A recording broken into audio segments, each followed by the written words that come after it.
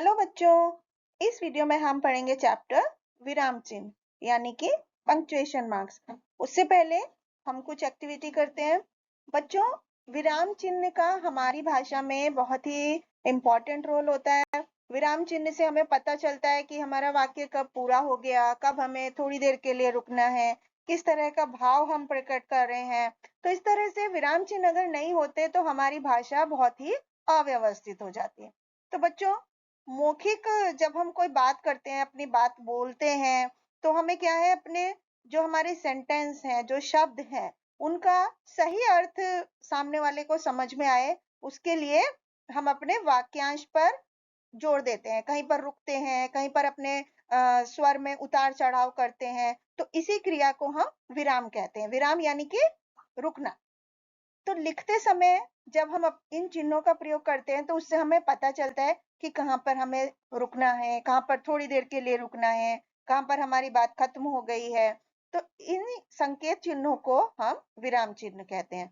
तो लिखित भाषा में इस पर्टिकुलर जगह पर रुकने या उतार चढ़ाव को दिखाने के लिए जगह जगह पर हम कुछ चिन्हों का प्रयोग करते हैं, जिन्हें हम विराम चिन्ह कहते हैं। जैसे कि मृदुल ने दौड़ते हुए हिरण को देखा, तो यहाँ पर क्या, हिरण दौड़ रहा है। मृदुल ने दौड़ते हुए हिरण को देखा। अब कॉमा से फर्क है, मृदुल ने के बाद कॉमा है तो उसमें क्या है, हिरण दौड़ रहा है। और मृदुल ने दौड़ते हुए के बाद कॉमा है तो मतलब मृदुल दौड़ रहा है और उसने हिरण को देखा। तो इस तरह से विराम चिन्ह से हमारा अर्थ स्पष्ट हो जाता है। इस वाक्य के ही हम दो अर्थ बता सकते हैं अगर हम कॉमा अलग अलग जगह पर लगाएं तो विराम चिन्हों का भाषा में बहुत ही इंपॉर्टेंट रोल है। तो आइए पढ़ते हैं विराम चिन्हों के बारे में। सबसे पहले पूर्ण विराम होता है। पूर्ण विराम को हम एक सीधी लाइन से शो करते हैं। जब हमारा वाक्य कंप्लीट हो जाता है, पूर्ण हो जाता है, तो उसके बाद हम पूर्ण विराम का प्रयोग करते हैं, जहां पर कुछ देर रुकने के लिए हमें संकेत होता है। जैसे यह मेरी जन्मभूमि है, फिर पूर्ण विराम। मेरा दोस्त बहुत अच्छा है, फिर पूर्ण विराम। उसके बाद होता है अर्ध विराम यानी सेमी कॉलन, जिसको बोलते हैं। कॉमा के ऊपर एक डॉट लगा होता है। जब वाक्य के बीच में एक बात पूरी हो जाए और जहां पर थोड़ा सा रुकना होता है तो वहां पर हम अर्धविराम का प्रयोग करते हैं। इसको इस चिन्ह के संकेत से हम पूर्ण विराम से लगभग आधे समय के लिए रुकते हैं। जैसे गाड़ी का ब्रेक खराब है, फिर सेमीकोलन, अब मत चलना। तो इस समय हम रुकते हैं, लेकिन थोड़े समय के लिए। एक होता है अल्प विराम, जिसे हम कॉमा भी बोलते हैं। तो बच्चों, अल्प का मतलब होता है बहुत थोड़ा या बहुत कम। तो वाक्यों के बीच में जहां पर अर्ध विराम से भी कम समय के लिए रुकना होता है, वहां पर हम इन अल्प विराम चिन्हों का प्रयोग करते हैं। जैसे गौरव, राहुल, मोहित और कपिल चारों दोस्त हैं।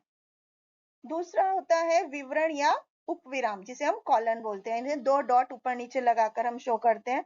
तो ये बच्चों अपूर्ण विराम होता है। तो इसका प्रयोग हम कब करते हैं, जब कोई डेट लिखनी होती है, कोई संवाद लेखन लिखना होता है, या कोई टाइटल यानी कि शीर्षक लिखा जाता है, तब हम इसका प्रयोग करते हैं। प्रश्न सूचक मार्क होता है। प्रश्न सूचक, जिसे हम क्वेश्चन मार्क बोलते हैं। जब हम प्रश्न पूछते हैं तो उस वाक्य के अंत में हम क्वेश्चन मार्क यूज करते हैं। जैसे तुम कब आए, तुम्हें किससे मिलना है। तो इस तरह के वाक्य के अंत में हम प्रश्न सूचक मार्क लगाएंगे। फिर होता है विस्मय सूचक यानी एक्सक्लेमेशन मार्क। एक सीधी लाइन के नीचे एक डॉट लगाते हैं। तो बच्चों, जब कोई सडन फीलिंग होती है, कोई भाव को व्यक्त करना होता है, जैसे बहुत ज्यादा खुशी, दुख, घृणा, तो हम उन वाक्यों में या उन शब्दों के बाद जो हमें विस्मय दिखा रहे हैं, हम एक्सक्लेमेशन मार्क लगाते हैं। जैसे अरे वाह के बाद एक्सक्लेमेशन मार्क, विस्मय सूचक निशान। आपने तो गाड़ी भी खरीद ली। हाय राम, मैं बर्बाद हो गया। तो इस तरह से उसके बाद हम विस्मय सूचक निशान लगाते हैं। उसके बाद होता है योजक या विभाजक, जिसे हम एक डैश से दिखाते हैं। तो इनका प्रयोग हम कब करते हैं, जब दो शब्दों के बीच में करते हैं, जब किसी संबंध की वजह से ये एक साथ आते हैं।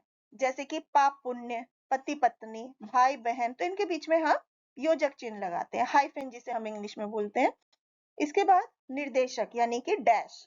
तो किसी बात को स्पष्ट तरीके से बोलने के लिए हम वाक्यांशों और वाक्य के बीच में एक डैश का प्रयोग करते हैं।